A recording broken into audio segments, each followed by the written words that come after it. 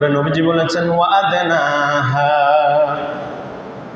ছোট ইমানের শাখাগুলোর মধ্যে ছোট শাখা হচ্ছে ইমাতাতুল আযা আনিত তরিকি ওয়াল হায়াউ শুবাতুম মিনাল ঈমান।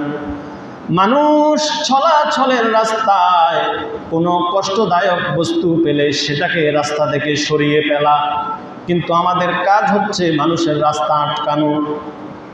আমরা মানুষের চলাচলের রাস্তার মধ্যে কাঁটা দিয়ে দিই, ছাঁটা দিই, নানান ধরনের জিনিস দিয়ে আমরা মানুষের পথ চলাচলের রাস্তা আটকিয়ে ফেলি। এটা বর্তমান আমাদের বহু মানুষের আচরণ। এটা কিন্তু প্রকৃত ইমানদার মুসলমানের কাজ নয়। ইমানদারের কাজ হচ্ছে মানুষ চলাচলের রাস্তায় যখন আপনি কষ্টদায়ক কোনো কিছু দেখতে পাবেন, কাটা হোক ছাটা হোক যেটাই হোক না কেন, সেটাকে রাস্তা থেকে সরিয়ে অন্য দিকে ফেলে দেওয়া।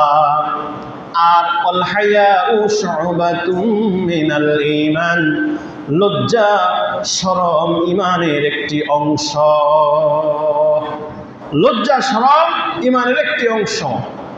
বর্তমানে আমাদের মানুষদের লজ্জা শরম চলে গেছে বললেই হয়।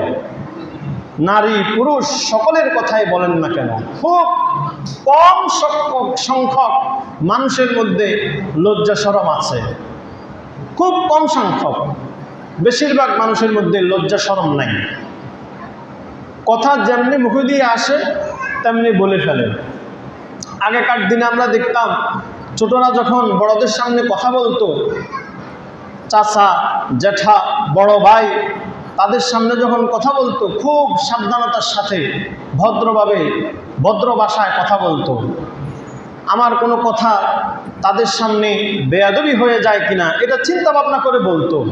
কিন্তু বর্তমান সময়ে দেখা যাচ্ছে যে যার সামনে যেমনি মনে চায় তেমনি কথা বলে, গালিগালাজ করে, মন্দ কথা বলে, যেমনি মুখে দিয়ে আসে তেমনি বলে, যার যেমনি ইচ্ছা তেমনি চলতেছে।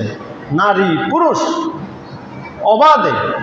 লজ্জা শরম এটা যে একটা বিষয় আল্লাহ রব্বুল আলামিন দিয়েছেন মানুষদের জন্য, ইমানদার মুসলমানদের জন্য, এটা আমাদের মনেই নাই। মনে রাখবেন, যার লজ্জা নাই শরম নাই, মনে রাখবেন ওই ব্যক্তি পরিপূর্ণ ইমানদার নয়। এটা রাসূলের কথা।